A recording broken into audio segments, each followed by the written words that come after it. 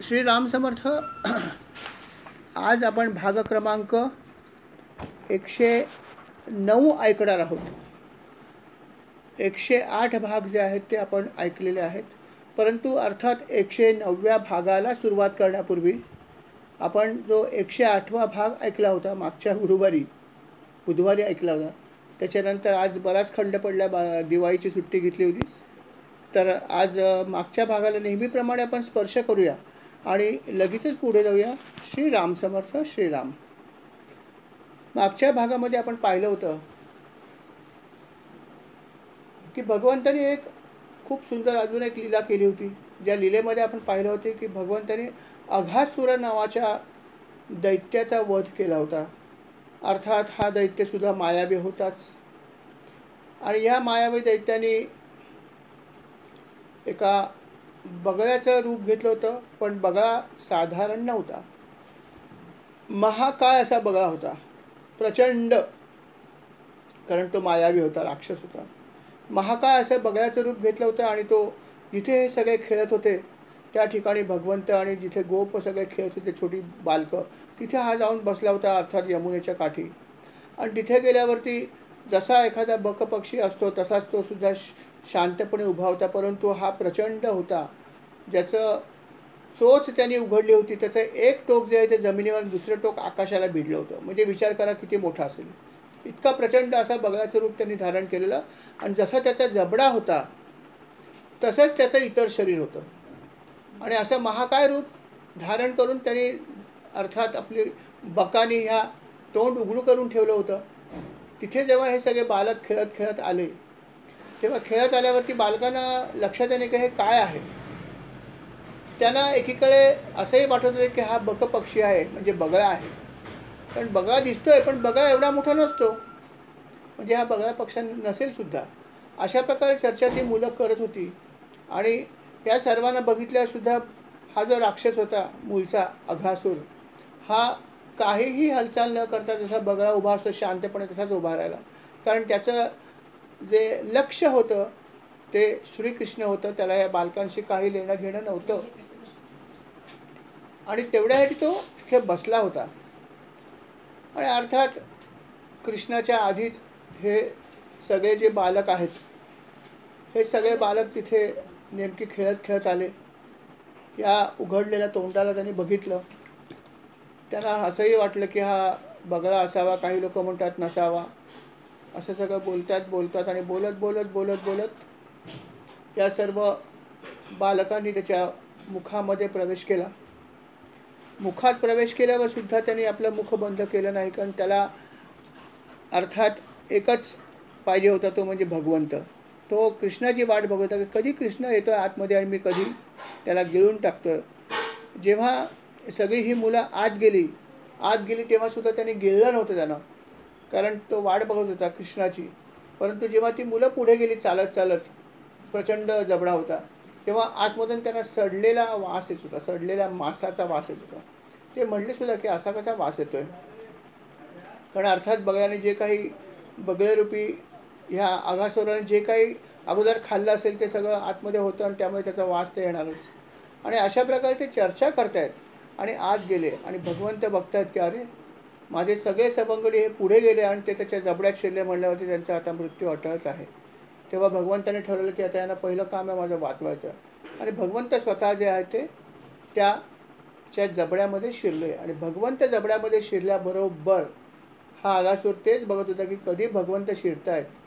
आणि भगवंत जबड्यामध्ये शिरल्या क्षणी त्याने आपली प्रचंड चोच बंद केली. आणि अर्थात त्याला असं वाटलं की आता भगवंताचा मृत्यू अटळ आहे. परंतु जो ज्याच्या जवळ आल्यावरती मृत्यू पळून जातो अशा या भगवंताला तो काय मारणार हे त्याला थोडं माहीत होतं. त्याचाच मृत्यूकाल जेव्हा आला होता, भगवंताने आज शिरल्या पहिलं एक काम केलं असेल तर आपलं शरीर त्याने प्रचंड फुगवायला सुरुवात केली. बगळा महाकाय होता, परंतु त्याच्यापेक्षा प्रचंड असं महाकाय शरीर भगवंताने आपलं बनवलं, फुगवलं आणि तो त्याच्या गळ्यात जाऊन बसला. आणि अर्थात गळ्यात जाऊन बसल्यावरती त्याचा श्वास जो आहे तो अडकला. आपल्या गळ्यातसुद्धा एखादी छोटीशी गोष्ट जरी गेली, एखादा घास जरी अडकला तरी आपलं खालीवर होतं आपला श्वास. बघतो आपण कसं घेतो ते. आणि त्याच्या गळ्यामध्ये भगवंतांनी इतकं प्रचंड रूप धारण केलं आणि जाऊन बसले. आणि त्यामुळे अर्थात असं ते बसल्यामुळे त्याचा श्वासोच्छ्वास अडकला, त्याचा श्वास गुदमरला आणि तो तडफडायला लागला. पण त्याने दुसऱ्या क्षणी आपला जबडा उघडला आणि सर्वांना बाहेर फेकून दिलं. अगदी मानवासारखंच काम त्या बगळ्याने किंवा त्या अघासुराने केलं की आपल्या पण गळ्यात जर काय अडकलं तर आपण ते ओकारी काढून फेकून देण्याचा प्रयत्न करतो. आणि त्यांनी तेच केलं की आतमध्ये असलेले सर्व बालक, कृष्णाचे सवंगडी आणि कृष्ण या सर्वांना आपल्या मुखातून बाहेर फेकून दिलं. त्यांनी त्याला मुखातून बाहेर फेकून दिलं तेव्हा कृष्णाने बघितलं की सगळे जे आपले सवंगडी आहेत ते अर्थात मृत पावले होते. कृष्णाने पाहिलं की सवंगडी मृत पावलेत, परंतु दैत्य अजूनही जिवंतच आहे. त्याने ठरवलं की आता दैत्याचा आपण बंदोबस्त करूया. आणि तेवढ्यात दैत्याने विचार केला की आता माझा श्वास मोकळा झाला, आता आपण या भगवंताला आपण मारून टाकूया. म्हणून त्यांनी आपली महाकाय चोच जी आहे त्या महाकाय चोचेचा वापर करून भगवंताला मारायचं ठरवलं. आणि म्हणून परत एकदा आपला त्यांनी जी आहे ती जबडा उघडला आणि भगवंताला त्या भयानक चोचीने त्याने मारण्याचं ठरवलं. आणि मारण्यासाठी जेव्हा त्याने आपला जबडा उघडला, कृष्णाने फक्त त्याच्या चोचीचे दोन्ही भाग पकडले आणि जणू एखाद्या गवताच्या कांडीचे 2 भाग कसे करावेत त्या प्रकारे त्यांनी त्या दैत्याच्या जबड्याचे 2 तुकडे केले आणि फेकून दिले. दुसऱ्या क्षणी या महाकाय अघासुराचा मृत्यू झाला. अघ या शब्दाचा अर्थ पाप आहे. आणि असा अघासूर म्हणजे पापांचं आगरच होते एक प्रकारे. प्रचंड पापी असा हा दैत्य होता. परंतु या दैत्याला जेव्हा भगवंताने अशा प्रकारे त्याचा उद्धार केला, कुठेही वध केला हा शब्द भागवतामध्ये नाही आहे. वध केला आपण म्हणतो, परंतु भगवंताने ज्या ज्या लोकांना आपल्या हिशोबात मारलं आहे त्या सर्वांचा उद्धारच केलेला आहे. आणि म्हणून भगवंताने त्याचा सुद्धा उद्धार केला. कारण जेव्हा भगवंताचा स्पर्श या पापी अघासुराला झाला तेव्हा ह्या पापी अघासुर जो आहे तो पवित्र झाला, त्याची सर्व पापं नष्ट झाली आणि त्याला चांगल्या प्रकारची गती मिळाली. हे घडलं कारण भगवंताचा स्पर्श झाला होता. किती पापी असला तरी भगवंताचा स्पर्श काय, फक्त भगवंताची दृष्टी त्याच्यावर पडली किंवा भगवंतानी जरी त्याच्याकडे दृष्टी ठेवली किंवा आपण जरी बघितलं तरी आपल्याला सुद्धा मुक्ती मिळते असं भगवंताने सांगितलेलं आहे. म्हणून तर महाभारतामध्ये जेव्हा युद्ध झालं तेव्हा युद्ध जरी पांडव करत होते, पांडव काही सैनिकांबरोबर जास्त लढले नाहीत, ते तर रथी महारथी एकमेकाशी लढत होते. परंतु ते सामान्य सैनिक होते जे एकमेकाशी लढत होते. जी 18 औक्षणी सैन्य तिथे होतं,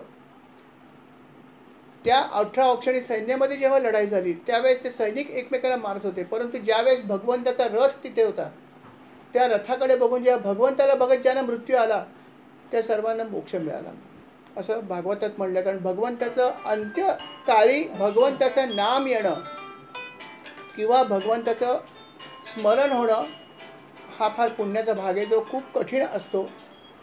परंतु ते सगळे सुदैवी होते आणि म्हणून भगवंताचं दर्शन ज्या ज्या सैनिकांना झालं त्या सर्वांना मोक्षप्राप्ती झाली. आणि या ठिकाणी तर प्रत्यक्ष बोलू नका, इथे आवाज येतो. त्याचप्रमाणे आवाज तिकडे जातो.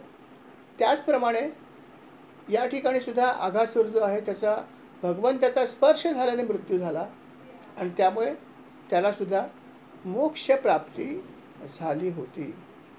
आणि अशा प्रकारे ही लीला जी आहे ती भगवंताने केली होती. अभूतपूर्व अशी लीला त्यांनी केली होती. आणि ही लीला जी आहे या लीलेचं वर्णन जेव्हा शुकमुनीने केलं आणि शुकमुनीने हे वर्णन केल्यावरती ते वर्णन ऐकल्यावरती अर्थात परीक्षित राजा भारावून गेला. आणि केवळ परीक्षित राजा कशाला, ज्या शुकमुनींनी स्वतः ही लीला सांगितली त्यांना ती आठवली, त्यांनासुद्धा ही लीला सांगत असताना त्यांची सगळी इंद्रिय जी आहेत ती त्या लीलेमध्ये मग्न झाली, सगळी इंद्रिय एकवटली. आणि म्हणून कितीतरी वेळ ही लीला सांगून झाल्यावर सुद्धा ते भानावर नव्हते. अशी ही सुंदर लीला होती. अर्थात यथावकाश भर ओसारल्यानंतर यथावकाश जे आहे ते शुकमुनी भानावर आले. आणि नंतर परीक्षित राजा अर्थात त्या ठिकाणी वाटच बघत होता की शुकमुनी कधी भानावर येतात, कारण त्याच्याकडे अजून बरेच प्रश्न होते जे त्याला शुकमुनींना विचारायचे होते. आणि हे सगळे जे प्रश्न काय होते, या सर्व प्रश्नांची उत्तर आता आपण आजच्या भागामध्ये घेणार आहोत. हा भाग क्रमांक 109 आहे. श्रीराम समर्थ श्रीराम.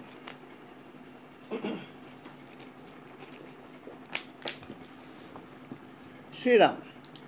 स्कंद क्रमांक 10.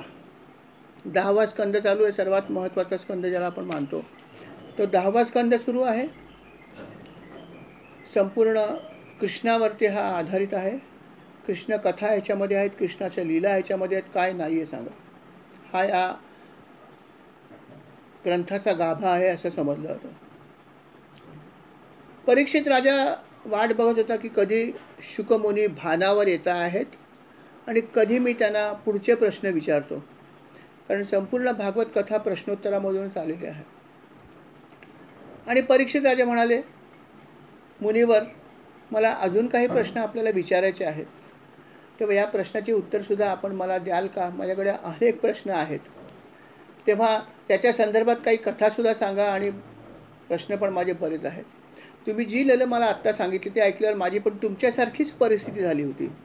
मी कितीतरी वेळ माझं भान हरपलं होतं आणि आपलंही हरपलं होतं. तेव्हा अशा काही लीला अजून मला ऐकायची इच्छा आहेत. तेव्हा आपण मला अजून काही त्यांच्या लीला सांगू शकाल का, किंवा सांगाव्या ही माझी विनंती आहे. शुकमुनी म्हणाले की अरे, हे अशा प्रकारचे प्रश्न तू मला विचारतोयस राजा. हे प्रश्न विचारल्याने मला आनंदच होतो आहे, कारण त्यामुळे मला भगवंताच्या अनेक लीला सांगण्याची संधी मिळते आणि म्हणून मला खूप आनंद आहे. तेव्हा अशा प्रश्नांचं मी तुला सविस्तर उत्तर देतो, ऐक. म्हणाले, ही लीला जेव्हा झाली त्याच्यानंतर पुढे काय घडलं ते ऐक. अर्थात ही जी लीला भगवंतांनी केली होती, ही लीला त्यांनी वयाच्या 5व्या वर्षी केली होती. हे लक्षात ठेवा की भगवंताचं वय तेव्हा अवघं 5 वर्षाचं होतं जेव्हा त्यांनी अघासुराचा वध केला. आणि 1 वर्षांनी हीच लीला त्यांनी त्याच्या सवंगड्यांनी भगवंताच्या 6व्या वर्षी इतरांना सांगितली. कारण ही लीला जेव्हा घडली तेव्हा कोणीही गोकुळातली लोक इथे नव्हती. फक्त हे सगळे सवंगडी होते आणि तो राक्षस होता. आणि नंतर अजून काही लीला घडल्यामुळे ते 1 वर्ष घरी गेले नव्हते. हा वेगळा भाग आहे. आणि त्यामुळे 5व्या वर्षी भगवंतांनी ही लीला केली आणि 6व्या वर्षी जी आहे ती या मुलांनी ही लीला आपल्या घरी सांगितली. असा एक गंमतशीर भाग इथे आला आहे. शुकमुनी म्हणाले, ऐक पुढे काय घडलं ते. अघासुराचा तर वध झाला. अघासुराचा वध झाल्यावरती भगवंत त्या मुलांना म्हणे, चला आता आपण खेळूया. मुलं लगेच खेळायला तयार. मुलांचं हे वैशिष्ट्यचं नाही का, निरागसता असते त्यांच्यामध्ये. जे काय घडलं ते लगेच विसरतात आणि लगेच ते खेळायला किंवा कुठल्याही गोष्टीत आनंद घेऊ शकतात. हा त्यांचा निरागसता जी जोपर्यंत असते तोपर्यंतच खरी आनंद असतो. जेव्हा निरागसता संपते त्याच्यानंतर सगळा आनंदच कमी होतो. आणि निरागसता येणं हा फार महत्त्वाचा भाग आहे. म्हणून मुलांना देवाची फुलं मानली जातात, कारण ते निरागस असतात म्हणून. शुकमुनी म्हणाले की हे सगळं घडल्यावरती भगवंत म्हणाले मुलांना, अरे आता आपण एका सुंदर ठिकाणी खेळायला जाऊया. मी तुम्हाला एक सुंदर जागा दाखवतो. यमुनेच्या तीरावरच आहे, चला आपण जाऊया. मुलं लगेच तयार झाली. मुलं म्हणाले, चला जाऊया. भगवंतांनी मुलांना घेतलं. मुलांबरोबर अर्थात वासरं होती सगळी. त्या वासराने त्यांनी बरोबर घेतलं आणि सगळे जे आहेत ते यमुनेच्याच एका दुसऱ्या भागामध्ये तिथे गेलं. आणि तिथे खूप सुंदर अशी रेती होती, खूप सुंदर रेती होती. भगवंत म्हणे, बघा कशी सुंदर जागा, या जागेवर आता आपण खेळूया. त्यांनी डबे वगैरे बरेच काही आणलंच होते येताना, वनात येताना. ते सगळे त्यांनी बाजूला ठेवले आणि पहिल्यांदा खेळायला सुरुवात केली. वासरं बाजूला होती. मुलांनी खेळ खेळायला सुरुवात केली. भगवंत अर्थात त्यांचा नायक होता. भगवंत त्यांचा लीडर होता आपल्या भाषेमध्ये. आणि भगवंत स्वतः अनेक प्रकारचे खेळ खेळत होते. अनेक प्रकारचे गंमतशीर खेळ त्यांनी निर्माण केले होते आणि सगळी मुलं भगवंताबरोबर हे खेळ खेळत होते. दंग झाले होते खेळताना मुलंसुद्धा. नंतर मध्येच असं मुलांना वाटलं की आपल्याला भूक लागली, तेव्हा आपण आता जेवूया. थोडा वेळ खेळलं की मुलांना भूक लागतेच नाही का. मुलं म्हणाले, अरे कन्हैया आम्हाला भूक लागली आहे. तर म्हणाले हरकत नाही, आपण थोडं खाऊन घेऊया आणि त्याच्यानंतर परत खेळूया. मुलांनी हातपाय धुतले. घरून सर्वच मुलांनी शिदोरी आणलीच होती. वनात गाई चरायला किंवा वासरं चरायला जाताना नेहमी शिदोरी घेऊन निघायचे. वासरं सोडायचे आणि खेळ खेळत बसायचे. आता त्याने तेच विचार केला की वासरं तर ठीक आहे, चरतील कुठेतरी, आपण जेवून घेऊया, खाऊन घेऊया. सर्व मुलं एकत्र बसली, सगळ्यांनी डबे एकत्र केले. गोपाळ काला झाला म्हणा. गोपाळ काला झाला. सर्व जेवढी मुलं होती त्या सर्वांनी आपले आपले डबे एकत्र आणले. भगवंताने आपल्या घरून जे आणलं होतं ते एकत्र आणले आणि मग त्याने तो काला करून सुंदरपणे सगळ्या आनंदात तो काला ग्रहण करत होते. काला ग्रहण करत असताना अचानकपणे एका मुलाला आठवलं, अरे इतका वेळ झाला, आपण खेळ खेळतो आहोत, इतका वेळ झाला, आता आपण जेवायला बसलो आहोत, परंतु आपली वासरं कुठे आहेत. वासराचं कोणाला भानच नव्हतं. खेळण्यामध्ये सगळे मग्न झाले होते. नजरेत पण कोणी ठेवलं नव्हते की या बाबा या बाजूला गेले, काहीच लक्षात नव्हतं. त्याने आसपास बघितलं, वासरं कुठेच दिसत नव्हती. मुलांना आठवलं, वासरं कुठे जर गेली तर घरी जायचे काही धडगत नाही, आईवडील आपल्याला छान शिक्षा करतील. मग मुलांनी विचार केला, आपण पहिल्यांदा वासरांना शोधूया आणि नंतर डबा खाऊया. म्हणून मुलांनी ठरवलं की आपण उठूया. जेवणातून ते उठणार तेवढ्यात भगवंत म्हणाला, नाही नाही असं करू नका, तुम्ही जेवणाचा आनंद घ्या, काला खा तुम्ही, मी शोधून आणतो. आणि भगवंतानी आपल्या हातातला घास खाली ठेवला. बघा कसं भगवंताचं प्रेम असतं. तेव्हा बघा भगवंत स्वतः जेवत नाही, पण तो इतरांना पहिलं म्हणतो तुम्ही खाऊन घ्या. हे भगवंताचं प्रेम ज्यांना मिळालं, किती भाग्यवान लोक असतील, किती ती मुलं भाग्यवान होती की भगवंताने आपला स्वतःचा घास खाली ठेवला आणि तो म्हणाला की मी शोधून आणतो या सर्व वासरांना. अर्थात भगवंताने आश्वासन दिल्यावरती त्यांना काही चिंताच नव्हती. त्याला 100% खात्री होती की आपला कान्हा जगाच्या कुठल्याही टोकाला जरी गेली ते आणू शकतात परत, कारण अनेक लीला त्यांनी स्वतः बघितलेल्या होत्या. आणि त्यांना खात्री होती की आपला हा मित्र असाधारण नाही. पण तेवढंच, ईश्वर असेल वगैरे काही वाटलं नाही, कारण ते निरागस होते मुलं. आणि त्याच्या आईवडिलांना कधीच ते ईश्वर वाटले नाही, कारण भगवंताची माया होती. अशी गंमतशीर माया भगवंताची. भगवंतानी सांगितल्यावरती मुलं म्हणले, चला आपण जेवूया, काही बघायची गरज नाही, कान्हा गेला, आता तो बघेल कुठे गेली वासरं ते. मुलं सगळी छानपणे आपला काला ग्रहण करत बसले. भगवंत निघाले. भगवंताने विचार केला, बघूया कुठे गेले असतील, आसपास जातील, जाऊन जाऊन कुठे जाणार. कृष्णाने थोडंसं लांब जाऊन एका बाजूला बघितलं, त्यांना त्या दिशेला कुठेच दिसेना. थोडीशी दिशा बदलली, पुढे गेले एका वनामध्ये, तिथेही त्यांना कुठे लांब बघितलं तर कुठेही दिसेना, नजरेत कुठेही त्यांना वासरं दिसेना. त्यांनी तिन्ही बाजूनी नजर फिरवली आणि कुठे लांबवर नजर जाईल तिथे बघण्याचा प्रयत्न केला की एक तरी वासरू दिसतंय का, परंतु कुठेही त्यांना वासरांचा कळप दिसला नाही. त्यांना आश्चर्य वाटलं की असं कसं झालं, आपल्या वासरांचा एवढा मोठा कळप होता, कुठेतरी दिसायला पाहिजे नजरेत, कुठेच दिसत नाही आहे, वासरं गेली कुठे. भगवंत शोधतात आणि इथे घडलं असं की जेव्हा भगवंताने अघासुराचा वध केला, तो अघासुराचा वध केला त्यावेळेस ब्रह्मदेव आकाशामध्ये आले होते आणि ब्रह्मदेव आकाशामधून ही लीला बघत होते की अघासुराचा वध भगवंताने कसा केला. आणि ते बघून भगवंतावर तेही मोहित झाले होते की काय भगवंताची लीला आहे. ती लीला झाल्यावर ते जणू काय घडलं नाही. अशा प्रकारे लगेच सगळी मुलं भगवंताबरोबर आली आणि त्यांनी त्या रेतीवर जाऊन खेळायला सुरुवात केली आणि आता डबे खात बसले. त्याला खरंच कौतुक वाटलं भगवंताचं, पण त्याच्याच वेळेत त्यांच्या मनामध्ये एक इच्छा झाली. म्हणाले, ह्या भगवंताचीच आता आपण मजा करूया, नव्हे या भगवंताची फजितीच करूया, असं मनात ब्रह्मदेवाच्या आलं. आणि ब्रह्मदेवाने काय केलं असेल तर ब्रह्मदेवाने आपल्या शक्तीचा वापर केला आणि जेवढी वासरं आली होती चरायला त्या सगळ्या वासरांना त्यांनी आपल्या योगशक्तीचा वापर करून निद्रिस्त करून एका गुप्त ठिकाणी ठेवून दिलं. आणि त्यामुळे अर्थात भगवंत जेव्हा वासरं शोधत होते त्यांना कुठेही वासरू दिसला नाही आणि नंतर त्यांनी आपल्या अंतर्ज्ञानी शक्तीचा वापर केला, तेव्हा त्या लक्षात आलं की हे सगळं ब्रह्मदेवाने केलेलं आहे. ब्रह्मदेवाने ही सगळी जी वासरं आहेत ती लपवून ठेवली आहेत हे त्यांना लक्षात आलं. भगवंतानी ब्रह्मदेवाला काहीही न बोलता आपल्या शक्तीचा वापर केला आणि भगवंतानी दुसरी वासरं तयार केली, हुबेहूब जशी ती वासरं होती तशीच दुसरी वासरं. त्यांचं जे वय होतं तेवढ्याच वयाचे, त्यांच्या गळ्यात प्रत्येकाच्या काय काय वेगवेगळ्या गोष्टी घातलेल्या होत्या, प्रत्येकाच्या घरात वेगवेगळ्या गोष्टी होत्या, पायामध्ये कोणाच्या काही होतं कोणाच्या नव्हतं, जे काही जसं होतं तशी हुबेहूब वासरं भगवंतानी दुसरी तयार केली आणि त्या कळपाला घेऊन भगवंत जे आहेत ते परत यायला निघाले.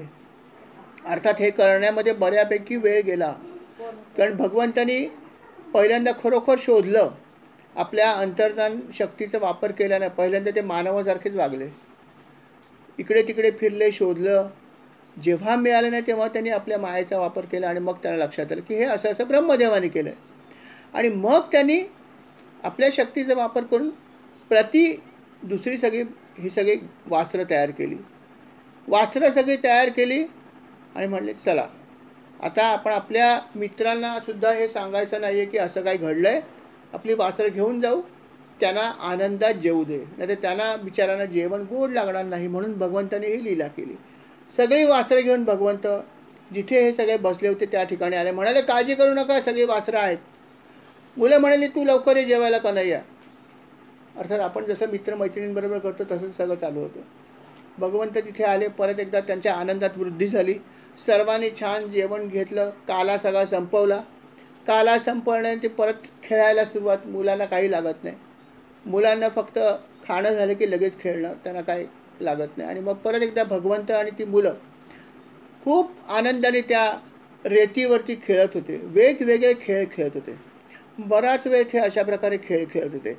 त्याच्यानंतर गंमत अशी झाली की परत एकदा भगवंताला वाटले की बाबा जर कदाचित तिथे मुलं आली असतील तर बघूया का, आपली वासरं आली आहेत का बघूया. म्हणून भगवंत परत एकदा तिकडे गेले बघायला की समजा ब्रह्मदेवाने आणली असतील तर बरं होईल.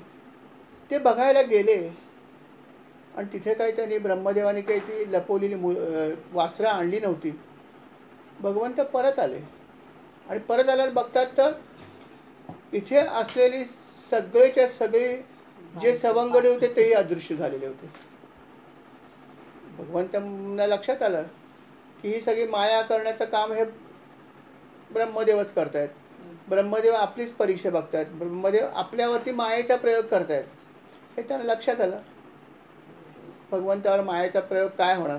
भगवंतांनी त्याला कुठलंही प्रत्युत्तर दिलं नाही, भगवंतांनी कुठलंही प्रत्युत्तर दिलं नाही आणि एक काम केलं, आपल्या शक्तीचा वापर केला आणि सगळेचे सगळे जेवढी मुलं तिथे होती दुसरी मुलं त्यांनी तयार केली आपल्या शक्तीने. जशी वासरं निर्माण केली तशी जेवढे सवंगडी ब्रह्मदेवाने लपवून ठेवले होते सगळे दुसरे सवंगडी ते त्यांनी तयार केले आणि ते सवंगडी आणि भगवंत परत एकदा खेळायला लागले. गंमतशीर लीला झाली यावेळेस. सगळे मुलं आणि सगळे बछडे मिळून खेळतायत.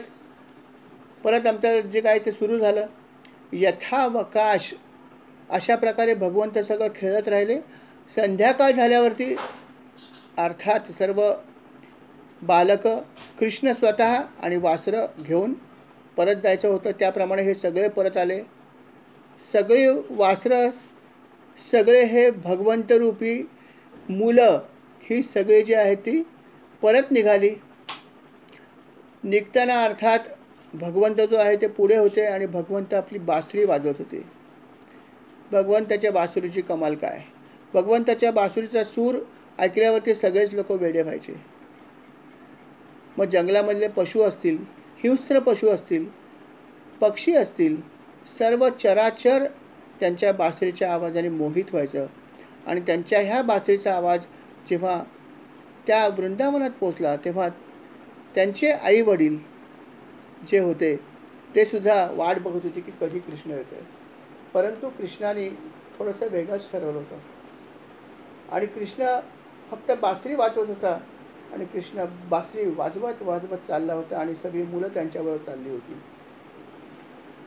यथावका जेव्हा ते सर्व वासरांना आणि मुलांना घेऊन पोचले, तेव्हा आवाज ऐकल्याबरोबर सगळी जेवढे आईवडील होते ते धावत धावत धावत धावत आले मुलांकडे नेहमीसारखे. पण नेहमी जेवढे धावत येतात त्याच्यापेक्षा जास्त जोरात धावत आले आणि त्यांना त्या मुलांचं इतकं प्रेम आलं की सगळ्या आया होतात त्यांना पाना फुटला. असं आश्चर्यकारक घडलं. असं तर रोज कधी घडत नव्हतं, पण असं घडलं. त्या मुलांना बघून सर्व त्या आयांना पाना फुटला. वासरं आनंदाने आपल्या घरी आली. वासरांना पाहून गायींनासुद्धा खूप आनंद झाला आणि मग तिथे एक वेगळ्या प्रकारचाच आनंद झाला. रोजच तसं पाहिलं येतात, पण आज आनंद थोडा जास्तच होता. कोणालाही काय हे लक्षात आलं नाही. परंतु अशा प्रकारे जेव्हा हे रोज होत होतं की जसं ते त्या दिवशी पहिल्यांदा परत आले, दुसऱ्या दिवशी परत ते नेहमीसारखे वासरांना घेऊन गेली सगळी मुलं. भगवंत बरोबर गेले, बलरामसुद्धा बरोबर गेले. संध्याकाळी परत आल्यावरती त्यांनी हे बघितलं की जेव्हा जेव्हा मुलं परत येत आहेत, या त्यांच्या आया ज्या आहेत त्या खूपच जास्त प्रेमाने त्यांना जवळ करत आहेत. खूपच जास्त प्रेम आयांना मुलांचं आणि मुलांना आयांचं येतं. आणि जी वासरं बरोबर होती त्या वासरांविषयी सुद्धा त्यांच्या गायींना किंवा त्यांच्या मातांना थोडं जास्तच प्रेम आलं होतं असं वाटत होतं बलरामाला. बलराम म्हणाले, असं कसं फरक पडला? हा तर फरक बाकी कोणाला समजला नाही, पण त्याला समजला. आयांना तर इतका आनंद झाला होता की की तो आनंद त्यांना वर्णन करतायत. तर असं वाटायचं की आपला मुलगा कुठे जाऊच नाही, चरायला पण त्याने घेऊन जाऊया अशी त्यांची इच्छा निर्माण झाली. आणि वासरं जी होती त्या वासरांची जी गायी होत्या त्यांनासुद्धा असं वाटायचं की या मुलांना सोडूच नाही, त्यांनी जाऊच नाही कुठे चरायलासुद्धा, असं त्या गायींनासुद्धा वाटायचं, त्या सोडायच्या नाही. तेव्हा बलराम हे बघत होते. बलरामाला ही गोष्ट थोडीशी वेगळी वाटली. आणि हे सगळं होत असताना बलरामाने मनात विचार केला की असं तर कधीच घडलं नव्हतं. हे जे काय घडतं थोडंसं वेगळं घडतंय आणि याच्या मागे नक्कीच कुठली तरी शक्ती आहे किंवा कोणाची तरी माया नक्की आहे. बलरामाने विचार हा केला की माया आहे हे ठीक आहे, परंतु जेव्हा मी इथे आहे प्रत्यक्ष शेषनागाचा अवतार, तेव्हा कुठलीही माया येऊ शकणार नाही. आणि भगवंत सुद्धा इथे आहेतच, त्यामुळे इतर कुठली माया इथे काम करणार नाही. नक्कीच ही जी माया आहे ही कदाचित कृष्णाचीच असू शकते, कारण माझ्यावरती कुठलीही माया चालणार नाही हे बलरामाला माहीत होतं. म्हणून बलराम म्हणाला की नक्कीच ही भगवंताची माया आहे आणि या भगवंताच्या मायेमुळेच हे घडत असेल, अन्यथा असं आजपर्यंत घडलं नाही. अशा प्रकारचं प्रेम कधी आईचं जे प्रेम होतं ते वेगळंच प्रेम त्यांना वाटतं आहे आणि गायींनासुद्धा या सर्व वासरांचं प्रेम जे आहे ते खूप वेगळ्या प्रकारचं वाटतं आहे. आणि नक्की हे भगवंताचंच लीला असावी. आणि जेव्हा त्यांनी नीट आपल्या अंतर्ज्ञानाचा वापर करून जेव्हा त्या मुलांकडे बघितलं, तेव्हा त्याला लक्षात आलं की भगवंताची लीला आहे, नव्हे भगवंतच आहेत हे त्याला दिसलं. बाकी कोणालाही हे लक्षात आलं नाही. कोणालाही हे समजलं नाही की माझ्या आनंदात वाढ झाली आहे, हे कोणालाही लक्षात नाही आलं. फक्त एकट्या बलराम दादांना समजलं की इथे काहीतरी वेगळं घडलेलं आहे. म्हणाले, भगवंताच्या काय काय लीला असतील आणि कशा कशा मला बघायच्यात माहीत नाही. हा आनंद मलाही कधी मिळाला नसता. जेव्हा मी त्यांच्या सान्निध्यात एरवी असतो तेव्हा अशा लीला भगवंताच्या होत नाहीत. मी किती भाग्यवान आहे की मी अवतार ग्रहण केला त्यांच्याबरोबर आणि म्हणून मला या लीला बघायला मिळाल्या. अशा प्रकारे बलरामसुद्धा त्या सर्व लीलांचा आनंद घेत होता.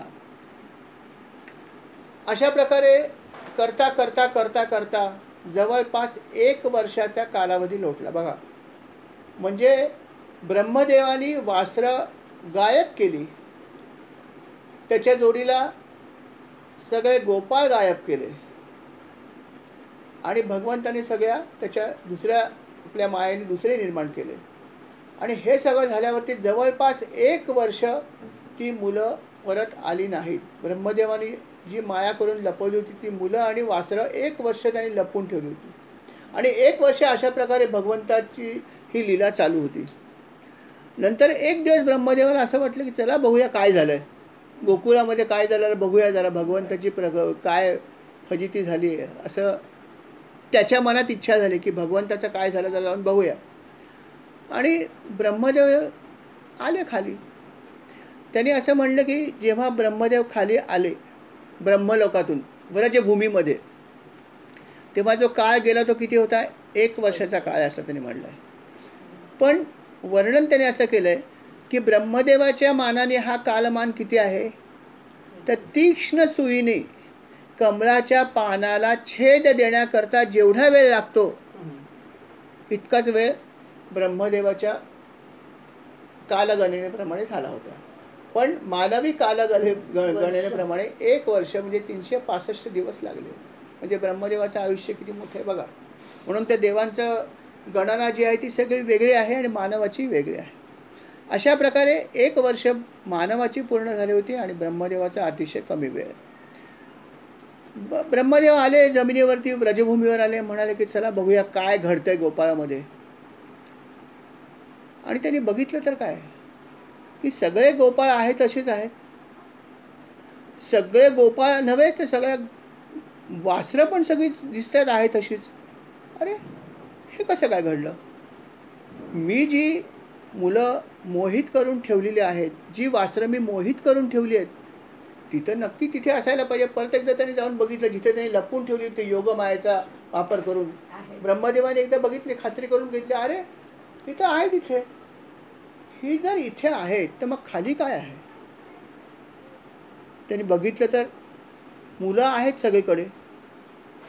तेव्हा काही विचार करायच्या आधीच त्याने एक गोष्ट लक्षात आली की आपण एक अतिशय चुकीची गोष्ट केलेली आहे. भागवतामध्ये त्यांनी असं म्हणलं आहे की जेव्हा क्षुद्र पुरुष महापुरुषावर आपल्या मायेचा प्रयोग करतात तेव्हा त्यांचं काही बिघडत नाही, परंतु त्या क्षुद्रांनाच त्याचा त्रास होऊ शकतो. म्हणून मनुष्याने नेहमी आपली अवकात ओळखावी. आपण इतरांना शिव्याशाप देण्यापूर्वी काय माहिती, एखादी व्यक्ती आपल्या आयुष्यातसुद्धा आध्यात्मिक उंची तिची उंच असू शकते, आपल्याला वरून समजत नाही. म्हणून कोणाची अशी निंदा करू नये शक्यतो, किंवा असं त्याला कमी लेखू नये, हा त्याचा दुसरा अर्थ आहे. ब्रह्मदेवाला असं लक्षात आलं की कदाचित आपल्या हातून चूक झाली असेल आणि त्यांनी विचार केला की आता आपण भगवंताकडे जाऊया. आणि त्यांनी जेव्हा खाली बघितलं आसपास तर त्याला अजून एक वेगळी गोष्ट दिसली. जेवढी वासरं आणि जेवढी मुलं यांनी लपून ठेवली होती त्या मुलांच्या जागी त्याला सर्वत्र भगवंत दिसायला लागले. आता मुलं दिसेनात त्यांना. ब्रह्मदेवाला ती मुलं दिसेनात. त्या मुलांच्या जागी त्यांना सगळ्या ठिकाणी कृष्ण काही ठिकाणी आणि नंतर मध्ये मध्ये त्यांना भगवंत दिसायला लागला. भगवान विष्णूंचं रूप त्यांना दिसायला लागलं, चतुर्भुज रूप, साकार रूप, पण लहान मुलांच्या रूपात. बघा गंमतशीर की जेवढी मुलं लपवली ती सगळी विष्णूंच्या रूपात त्यांना दिसायला लागली. जिकडे बघावं तिकडे विष्णू, जिकडे बघावं तिकडे विष्णू. आणि ते पण गांगरून गेले की काय घडतंय, हे काय बघतोय मी, माझ्या डोळ्याला सत्य आहे का भास आहे? त्यांना समजेना. वासरांकडे बघितलं तीच परिस्थिती. त्यांना समजेना की काय घडतंय. त्यांचं मस्तक गरगरलं. आपण सुद्धा एखादी जर अद्भुत डोळ्यांवर विश्वास न ठेवणारी जर गोष्ट आपण बघितली तर आपलंसुद्धा मस्तक कधी कधी गरगरतं. आपण म्हणतो काय हे, डोळ्यांवर विश्वास बसत नाही. आणि अशीच लीला होती. जेव्हा त्यांनी त्या वासरांकडे बघितलं, जेव्हा मुलांकडे बघितलं, संपूर्ण भगवंताचं साकार रूप, चतुर्भुज रूप, हातामध्ये अर्थात सगळे चतुर्भुज हातात जे असतात त्या सगळ्या गोष्टी होत्या. शंख, चक्र, गदा, पद्म, सगळं काय भगवंताचं त्याच्या हातामध्ये होतं. त्याच्या गळ्यामध्ये अर्थात माळ होती. छातीवर अर्थात श्रीवत्स चिन्ह होतं. पितांबर त्याच्या आवडीचा, पितांबरच म्हणजे पिवळाच अर्थात नेसलेला होताच होता. असं भगवंताचं साकार रूप जे आहे ते इतक्या प्रमाणात पण अत्यंत छोटं असं त्याला बघायला मिळालं. वेगळीच लीला होती ही. आणि हे जेव्हा ब्रह्मदेवाने बघितलं, ब्रह्मदेव बघतच राहिले. ब्रह्मदेवाचं भान हरपलं. ब्रह्मदेवांना काहीच समजेना काय करावं. ब्रह्मदेव फक्त बघत राहिले की काय घडतंय. ज्यांनी या जगाची निर्मिती केली, ब्रह्मदेवाने जग निर्माण केलं, ते ब्रह्मदेव भगवंताची ही लीला बघून स्थितप्रज्ञ झाले. त्यांची सगळी इंद्रिय जी आहे ती स्तब्ध झाली. कुठलंही इंद्रिय कुठल्याही प्रकारचं ज्ञान ग्रहण करू शकत नव्हते. असं क्वचित होतं नाही का मनुष्याचं, की एखादी गोष्ट बघितल्यावर मनुष्य बघतच राहतो. ज्याला आपण म्हणतो की करून बघत राहतो. काय बघतो ते समजत नाही, फक्त बघत राहतो. बघितलेल्या दृश्यामधून आपल्याला कधी कधी काहीच समजत नाही, काय करायचं, काही ज्ञान होत नाही, काही करावं वाटत नाही, स्थितप्रज्ञ होतं म्हणून असं फार क्वचित घडतं. परंतु असं घडलं ब्रह्मदेवांच्या बाबतीत, ज्यांनी जगाची निर्मिती केली. त्या ब्रह्मदेवांची ही परिस्थिती झाली की त्यांची सगळी इंद्रिय जी आहेत ती स्तब्ध झाली आणि भगवंताची ही अभूतपूर्व लीला ते फक्त एकटक बघत राहिले. कितीतरी वेळ ते अशा प्रकारची ही लीला बघत राहिले. नंतर भगवंतालाच त्यांची दया आली. भगवंताने विचार केला, जर आता मी माझी माया जर दूर नाही केली तर हे इथेच उभे राहतील. आणि जगाचं कसं होणार? जग चाललं पाहिजे, शेवटी चालवण्याचं काम ब्रह्मदेवांचंच आहे, निर्मिती पण त्यानेच केली आहे. आणि म्हणून भगवंताला त्यांची दया आली, म्हणून भगवंताने आपली माया जी आहे ती मागे घेतली. आणि भगवंताने माया मागे घेतल्यावरती अर्थात त्यांना भगवंताच्या जागी ती मुलं दिसायला लागली. आणि त्या वासरांचे जिथे भगवंत दिसत होते तिथे त्यांना परत वासर दिसायला लागले. अशा प्रकारे ब्रह्मदेव जे आहेत ते थोडेसे शुद्धीवर आले आणि त्यांना अत्यंत पश्चाताप झाला की आपण काय केलं, हे कोणावर ही लीला करण्याचा प्रयत्न केला, ज्या भगवंतांनी मला निर्मिती केली आहे, ज्यांच्या नाभी कमलातून मी वर आलो आहे आणि ज्यांच्या प्रेरणेने मी ही पृथ्वी निर्माण केली, हे सगळं मी विसरून गेलो. क्षणभर मला अहंकार झाला. बघा, ब्रह्मदेवाला सुद्धा अहंकार झालाच होता, म्हणून त्याने भगवंतावर लीला करण्याचा प्रयत्न केला. म्हणून नेहमी असं म्हणलं की या मार्गामध्ये आपल्याला खूप सावध राहायला पाहिजे. बेलसरे बाबा नेहमी म्हणतात की अध्यात्म मार्ग हा खूप निसरडा मार्ग आहे, अत्यंत निसरडा मार्ग आहे, की प्रगती होताना सुद्धा वेळ लागतो, हळूहळू प्रगती होते, परंतु खाली यायला वेळ लागत नाही. जणू की साप शिडीचा खेळच आहे. शिडी रोज मिळत नाही, कधीतरीच मिळते, परंतु एक जरी साप आला तर तो आपण खाली येतो खेळामध्ये. हे जसं खेळात आहे तसं प्रत्यक्षामध्ये आहे. बेलसरेंनी अनेक वेळा वॉर्न केलं आहे की तुम्ही या मार्गामध्ये आहात, हा अत्यंत निसरडा मार्ग आहे. या मार्गामध्ये तुम्हाला अत्यंत सावधगिरीने वाटचाल करायची, हळूहळू चढायचं. जसं गिर्यारोहण करताना आपण हळूहळू चढतो, का आता वरून खाली पडू नये, पडायला वेळ लागत नाही एका क्षणात, पण चढायला वेळ लागतो नाही का. तसं बेलसरेंनी वॉर्न केलं आहे की सावध राहा, कुठल्या क्षणी कुठला विकार तुमच्यावर येऊन आदळेल हे तुम्हाला समजणार. जिथे ब्रह्मदेवाला समजलं नाही, आपण म्हणतो ना अरे ब्रह्मदेवाला समजत नाही तर आपण काय, हे का म्हणतो त्याचं कारण असं ब्रह्मदेवाला घडलेलं आहे. आणि म्हणून आपण म्हणतो अरे ब्रह्मदेवाला समजत, तू मला काय सांगतोस, तुला काय समजणार आहे. तसा भाग आहे की ब्रह्मदेवाला सुद्धा अशा प्रकारे एक सूक्ष्म अहंकार झाला आणि म्हणून ब्रह्मदेवाने अशी लीला माया करण्याचा मायापतीवर प्रयोग केला, जो मायेचा अधिपती आहे, ज्याने आपल्या मायेने सगळं जग नाचवलं आहे. भगवान शंकर जिथे त्याच्या मायेने नाचले, मोहिनी रूप बघितलं ते भगवान शंकर सुद्धा नाचत होते, तेही वेडे झाले.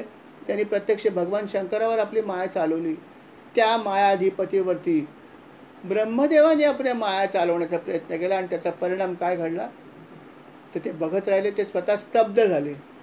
परंतु भगवंत दयाळू आहेत आणि म्हणून भगवंतांनी दया केली, आपली माया मागे घेतली आणि ब्रह्मदेव परत एकदा पूर्वस्थितीमध्ये आले आणि त्यांनी पहिला विचार हा केला की जी काही मी गोष्ट केली ती अत्यंत चुकीची केलेली आहे, तेव्हा पहिल्यांदा मला करायचं असेल तर हेच केलं पाहिजे की भगवंताची मला माफी मागितली पाहिजे.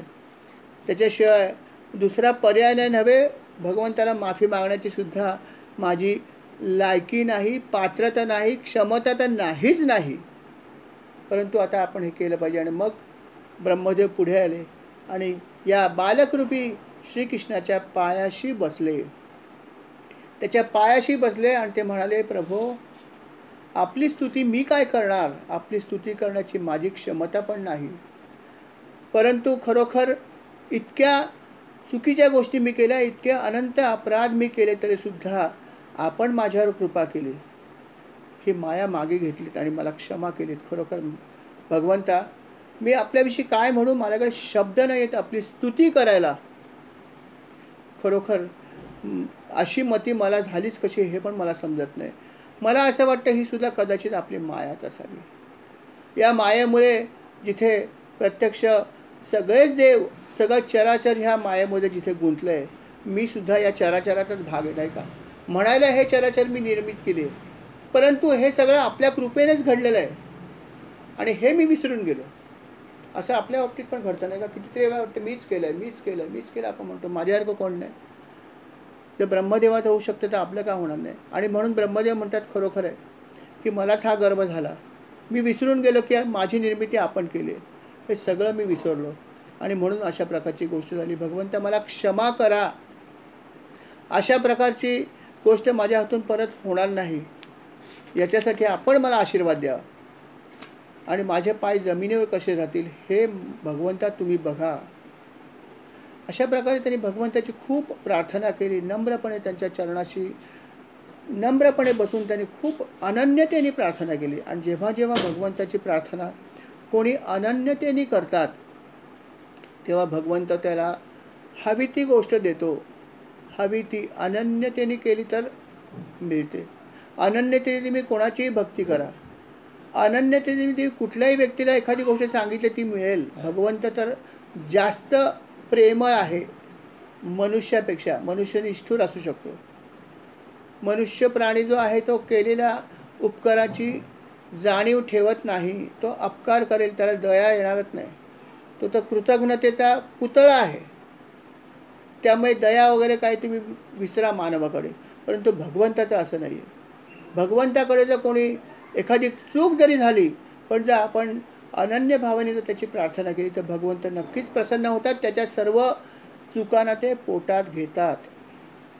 अनेक राक्षसांचा वध करताना सुद्धा ही गोष्ट घडलीच आहे ना, की सर्वांना त्यांनी क्षमा केली नव्हे, त्यांना मोक्षप्राप्ती मिळवून दिली.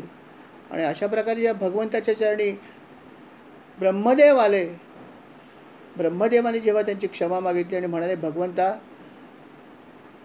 मी या पामराने आपल्यावर माया टाकण्याचा प्रयत्न केला, मला क्षमा करा. अर्थात भगवंत हे क्षमाशील वृत्तीचे होते, त्यांनी क्षमा आधीच केली होती. ते म्हणाले, ब्रह्मदेवा काही काळजी करू नको, तुला काय वर हवा असेल तो माग, मी तुला तो द्यायला तयार आहे. बोल तुला काय पाहिजे. ते म्हणाले, मला काही नको, तुम्ही जे काम मला दिलं, जी सेवा दिली आहे, या पृथ्वीची निर्मिती केल्यावरती अजूनही काही गोष्टी मला सांगितल्या आहेत, त्या करण्याचा मी प्रयत्न करतोय, आपल्या कृपेने करतोय. ही कृपा माझी अशीच ठेवा आणि माझे पाय जमिनीवर कसे राहतील हे तुम्ही बघा. जी आज माझी परिस्थिती झाली अशी परत कधीही होऊ नये. मला या गोष्टीचं भान राहावं, मला कधीही गर्व हो, हेच मला पाहिजे. मला बाकी काहीही नको आहे. तेव्हा एवढी कृपा माझ्यावर करा. भगवंत म्हणाले, हरकत नाही, हे सगळं तुला मिळेलच, परंतु तू केलेल्या या काही गोष्टींमुळे इतरांना पण अनेक गोष्टी समजल्या. पण प्रत्येक गोष्टीतून जे आहे ते आपण लेसन घ्यायचं आहे, हा महत्त्वाचा भाग आहे. जेवढ्या भगवंताच्या लीला आहेत त्या प्रत्येक लीलेमधून काही ना काहीतरी आपल्याला उपदेश आहे. जसं भागवताच्या मागच्या अध्यायामध्ये त्याने एक खूप सुंदर उपदेश केलेला. त्याने असं म्हणलं होतं की भगवंताने अनेक लीला केल्या आहेत. त्यातल्या अनेक लीला अशा आहेत, काही काही लीला तर खूपच सुंदर आहे की त्या ऐकताना आपण हरखून जातो. कधी कधी आपल्या मनात भाव निर्माण होतो. जेव्हा आपल्या मनामध्ये भाव निर्माण होतो तेव्हा कधी कधी भगवंताची एखादी प्रतिमा आपल्या डोळ्यासमोर येऊ शकते. समजा आपण पुतना वधाची कथा ऐकली, गोवर्धन लीला ऐकली, कालियाचं मर्दन करण्याची कथा ऐकली, आणि ही कथा ऐकत असताना आपल्यासमोर भगवंताचं रूप एखादं आलं कालिया मर्दन करताना, किंवा गोवर्धन पर्वत उचलता जर एखादी छबी जर डोळ्यासमोर आली भावपूर्णतेने, तर भागवतामध्ये असं म्हणलं आहे की अशा प्रकारची छबी जर आपण आपल्या मनामध्ये ठेवलीत आणि ह्या प्रतिमेचं जर आपण ध्यान केलं तर आपल्याला मुक्ती मिळू शकते. पण ही प्रतिमा आपल्याकडे कशी आली पाहिजे, तर जेव्हा आपली भावना उद्दीपित होते आणि भावनेने उद्दीपित झाल्यावर जर एखादी प्रतिमा आपल्या डोळ्यासमोर आली तर अशी प्रतिमा आपल्या हृदयामध्ये प्रस्थापित करा आणि त्या प्रतिमेचं ध्यान जर आपण केलं तर आपल्याला मोक्ष किंवा मुक्ती मिळू शकते. ही शक्ती ह्या भगवंताच्या प्रतिमेमध्ये आहे असं भागवतात म्हणलेलं आहे. आणि म्हणून आपण जेव्हा जेव्हा एखादी कथा ऐकतो, एखादी लीला ऐकतो, त्यावेळेस जर आपण एकाग्रतेने ऐकली तर आपल्याला बऱ्याच वेळा हा अनुभव येईल की जी काही लीला चालू असते त्या लीलेच्या अनुसंधानी त्यांचं भगवंताचं जे काही वर्णन आहे ते ऐकल्यावरती आपल्या मनासमोर बऱ्याच वेळा असं घडलेलं आहे की भगवंताची एखादी छबी आपल्यासमोर येते आणि ती छबी जर आपण मनात ठेवून दिली, आपल्या हृदयात ठेवली आणि जर त्याच्यावर ध्यान केलं तर आपल्याला सुद्धा हे सगळे अनुभव येऊ शकतात. एखादी गोष्ट ऐकल्यावरती, श्रवण केल्यावरती त्याचा मनन करायचं आणि त्याप्रमाणे कृती करणं फार आवश्यक आहे.